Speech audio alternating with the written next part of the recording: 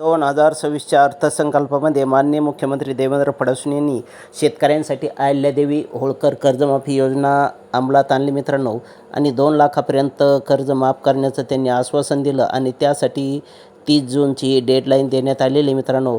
पण आता कुठंतरी आचारसंहिता लागली आणि आचारसंहितेच्या काळामध्ये हे भिजत घोंगडं पडतं की काय असं द्विधा मनस्थितीत शेतकरी अडलेला आहे. कारण 30 जूनला जर कर्ज माफ झालं तरच शेतकऱ्यांना याचा मित्रांनो मोठ्या प्रमाणात फायदा होणार आहे. आणि आचारसंहितेच्या अगोदर हे कर्ज माफ व्हायला पाहिजे आणि आचारसंहितेच्या काळात जर हे अडलं तर पुन्हा शेतकरी पुन्हा एकदा खाजगी सावकाराच्या दारात त्यांना जावं लागेल. सावकाराच्या दारात जावं लागतं की काय, ऐकू पुढील माहिती मीडियाच्या माध्यमातून. कृषी मंत्री दत्तात्रय भरणे आपल्यासोबत आहेत. आपण त्यांच्याशी बातचीत करणार आहोत. मामा, खरं तर एक महत्त्वाचा विषय आहे. आचारसंहिता आता सुरू झालेली आहे. एकीकडे मुख्यमंत्री म्हणतात आपण कर्जमाफी करणार आहोत. ही कर्जमाफी आचारसंहितेत अडकेल का? राज्याचे प्रमुख हे मुख्यमंत्री असतात. शेवटी या बाबतीमध्ये जो योग्य तो निर्णय सगळ्या कायदेशीर बाबी तपासून या बाबतीमध्ये आदरणीय मुख्यमंत्री साहेबाच्या बाबतीमध्ये योग्य ते उत्तर देतील. आणि त्यांनी पूर्वीचं कर्जमाफीचा निर्णय तर पूर्वीच जाहीर झालेला आहे. राज्याचे उपमुख्यमंत्री देवेंद्र फडणवीस साहेब असतील, उपमुख्यमंत्री एकनाथजी शिंदे साहेब असतील, त्यावेळेचे दिवंगत उपमुख्यमंत्री अजितदादा पवार साहेब असतील आणि आत्ताच्या सुनेत्राबाई पवार साहेब असतील, हा निर्णय हा पूर्वीच झालेला आहे. आणि आपल्या सर्वांना माहिती आहे की या राज्यातला शेतकरी आज अडचणीत आहे.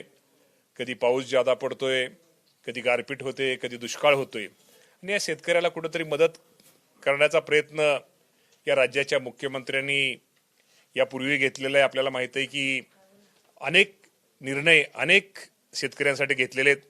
तरीही माझा शेतकरी अडचणीत, या शेतकऱ्याला कुठंतरी आर्थिक पाठिंबा, आर्थिक कुठंतरी बळ मिळावं यासाठी देवेंद्र भाऊ फडणवीस यांनी हा शेतकऱ्यांसाठी निर्णय घेतलेला आहे.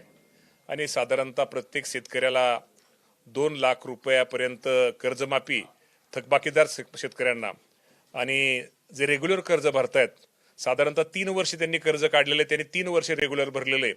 आणि 3 वर्षामध्ये जर एखाद्या वर्ष त्यांनी कर्ज घेतलंच नाही, परंतु पाठीमागं 2 वर्ष त्यांनी कर्ज घेतलेलं आहे, त्या शेतकऱ्यांना सुद्धा 50,000 रुपयापर्यंत एक त्यांना सानुग्रह अनुदान देण्याचा निर्णय या राज्याच्या मुख्यमंत्र्यांनी घेतलेला आहे.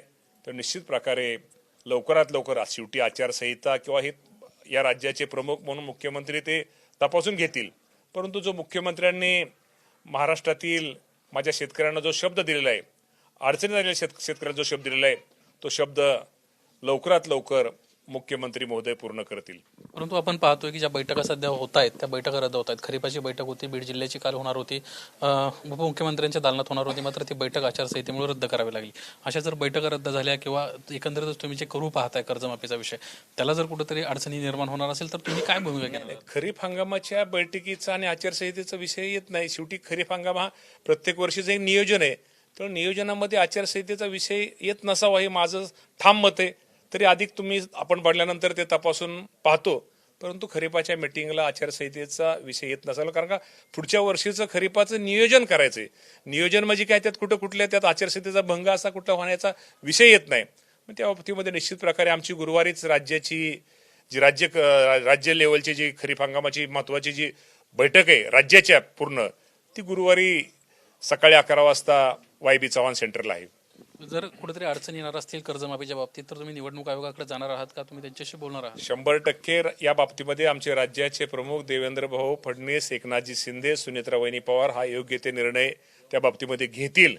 पण माझ्या शेतकऱ्याला त्यांनी जो शब्द दिलेला आहे 30 जून पूर्वी माझ्या शेतकऱ्यांच्या खात्यामध्ये 2 लाख रुपये आणि जो रेग्युलर भरणाऱ्या शेतकऱ्यांच्या खात्यामध्ये 50,000 रुपये हे जमा होतील. धन्यवाद बाबा आमच्याशी बातचीत केल्याबद्दल. कॅमेरामन सचिन शिंदे, निलेश बुधावली, ABP माझा.